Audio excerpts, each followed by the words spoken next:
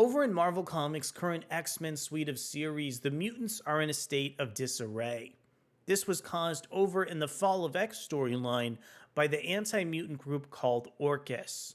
Orchis just went ahead and attacked Marvel's most recent Hellfire Gala, and in order to save as many mutants as he possibly could, Professor Xavier went ahead and ordered the remaining mutants to head to their nearest gate in order to exit Krakoa. My name is Ariko Braddock, and today, let's go ahead and see if we can pick up the pieces of some of the ancillary X-Men over in the comic book known as Realm of X. But before we get deeper into the video, want to encourage you to consider subscribing to the channel and hitting this like button over on the video. Leaping straight from the astonishing events of this year's Hellfire Gala, the unlikely team of Magik, Mirage, Marrow, Dust, and Typhoid Mary find themselves stranded in Vanaheim. And what's even more confusing, the locals seem to believe they hold the key to fulfilling a prophecy that can either raise the realm to riches or cause it to fall to ruin. With Magik's power malfunctioning and a mysterious figure amassing power on the outskirts of the realm, these X-Men are going to have to band together if they want to stay alive long enough to find their way home. So Realm of X issue 1 is written over from Torunn Gronbekk, featuring art from Diogenes Neves, colors from Rain Beredo. We have letters from VC's Clayton, Cowles, designed from Tom Muller and Jay Bowen.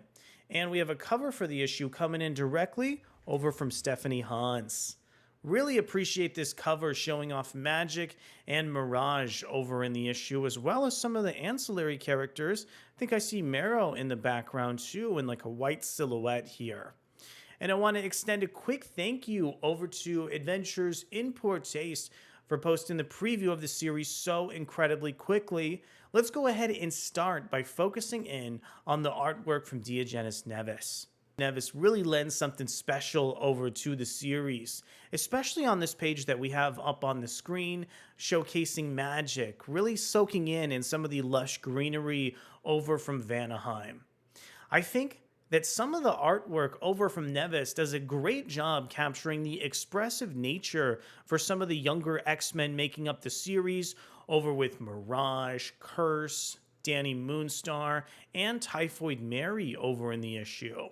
When we see some of the large-scale battles break out between ancillary X-Men like Marrow and some of the creatures of Vanaheim, really appreciate all the ways that Neves is able to depict some of these characters and really showcase what is capable over on the comic book page.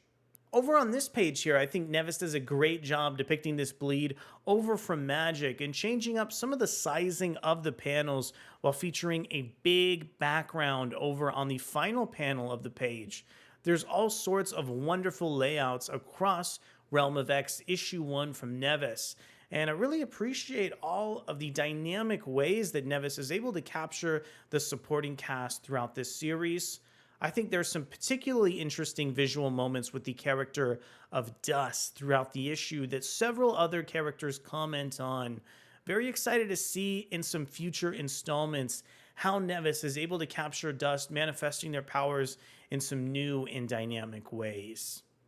Elsewhere in the story, I really liked how this issue picked up directly from some of the events over in the Hellfire Gala. When you're first reading the first couple of pages of Realm of X, it almost feels like you're reading the same book as the Hellfire Gala for the first couple of pages before the tone of the series, I think, switches drastically and welcomes just some of the nature of the Thor property over to X-Men. I've been really excited for this series because I think utilizing some of Thor's mythology and tying it into the X-Men is a really interesting premise. I think the way that the character of Curse is lingering in the background of the issue almost for the entire runtime gives a really devastating secondary plot over to Realm of X. Catching up to Curse always feels really climactic, and I'm always caught wondering if she's going to get into trouble or where she's headed next. And I think the final pages, the final story pages in the issue as well tease the character who I've been really interested to see in some recent X-Men titles, and I never expected to see them introduced here in this context. I think Fall of X has done a great job keeping me guessing throughout all of these different comics, and the cliffhanger for this issue is yet another way that these X-Men books are left keeping me guessing over from month to month and issue to issue. So at the end of the day here, I think Marvel's Realm of X delivered on the hype I had over for the comic book series, utilizing Vanaheim of Thor's 10 Realms and mixing it up with some of the X-Men ancillary characters is just a great idea.